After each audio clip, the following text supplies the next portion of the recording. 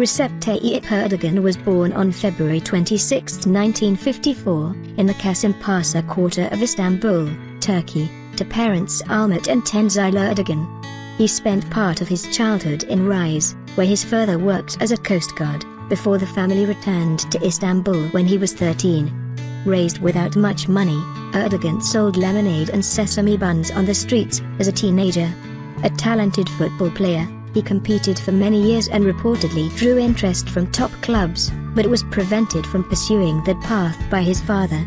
Erdogan instead attended the religious Istanbul Imam Hatip School, where he became involved with the National Turkish Students Association, and passed the exams to earn a diploma from UP High School as well.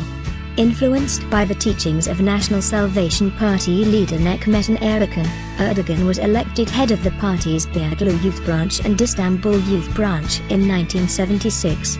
The party was dissolved in the wake of a 1980 military coup, and after Erdogan earned a graduate degree from Marmara University's Faculty of Economics and Administrative Sciences in 1981, he worked as an accountant and a manager in the private sector.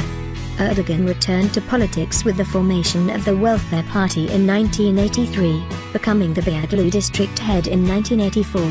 The following year, he was voted the Istanbul provincial head and named to the Central Executive Board. Tasked with improving vote turnout, Erdogan was credited for the party's success in the 1989 municipal elections. Recep Tayyip Erdogan was elected mayor of Istanbul in 1994. The first Islamist to serve in this role, he demonstrated his religious commitment by banning alcohol from city-owned cafes. He also successfully tackled the city's water shortage, reduced pollution and improved infrastructure, helping to modernize the country's capital. Erdogan came under serious fire in December 1997 after publicly reciting a poem which included the lines "The mosques are our barracks, the domes are helmets, the minarets are bayonets and the faithful are soldiers." Charged with violating secularist law and inciting religious hatred, he was forced to step down as mayor and barred from public office, and ultimately wound up serving 4 months in prison in 1999. His prison sentence complete, Erdogan co-founded the Justice and Development Party, AKP, in 2001. The AKP claimed a resounding victory in the 2002 parliamentary elections, and Erdogan soon had his power officially restored thanks to a constitutional amendment that overturned his political ban.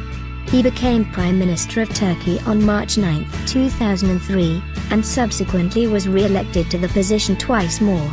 As Prime Minister, Erdogan markedly improved Turkey's economic standing. He reined in inflation and encouraged foreign investment, leading to a rise in per capita income, stronger credit ratings and close ties with Western allies.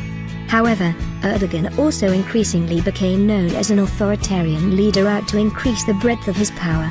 In 2013, he had several senior military officials imprisoned for life for plotting to overthrow the AKP, and also ordered the military to crush peaceful demonstrations at Istanbul's Gezi Park. The following year, after condemning the use of social media, he briefly blocked Turkey's access to Twitter and YouTube.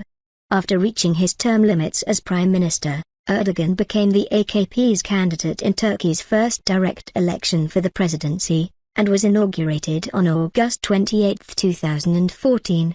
Although the role had previously been more of a ceremonial one, Erdogan indicated his intention to establish new powers as president.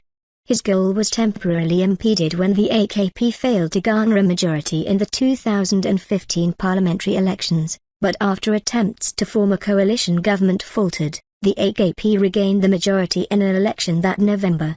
Mounting unrest boiled over in the form of an attempted military coup on the night of July 15, 2016. Erdogan, who was vacationing with his family, narrowly avoided trouble when his hotel was raided, and successfully escaped to Istanbul.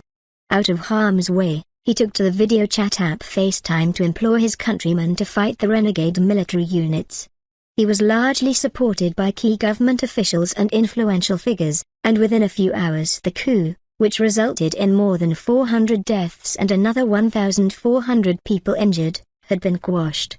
Erdogan blamed the uprising on followers of Fethullah Gulen, a Turkish cleric living in exile in the United States, and demanded the cleric's extradition. Along with imprisoning thousands of military personnel, he had tens of thousands of police officers, judges, civil servants and teachers suspended, detained or placed under investigation. He then declared a national state of emergency, lending credence to the idea that he would use the experience to oust his known enemies and claim even more power.